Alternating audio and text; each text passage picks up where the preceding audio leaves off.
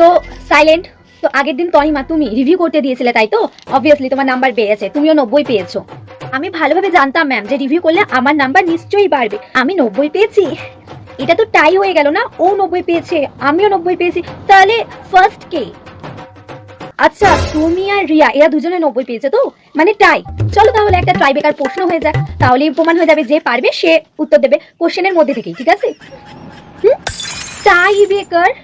ভাই ভাই, খেলাতে টাই বেকার হয়, বাট ম্যাম কি টাই বেকার করবে? ইস, আমি তো কিছুই পারবো না, এইবার না আমার পর্দা ফাঁস হয়ে যায়। হ্যাঁ ম্যাম করুন, আমি তো সবই পড়েছি। সতীদাহ প্রথা কে আবিষ্কার করেছিল? আমি পারি নাকি ম্যাম, মনে করি লর্ড উইলিয়াম বেন্টিং। ও বলে দিল।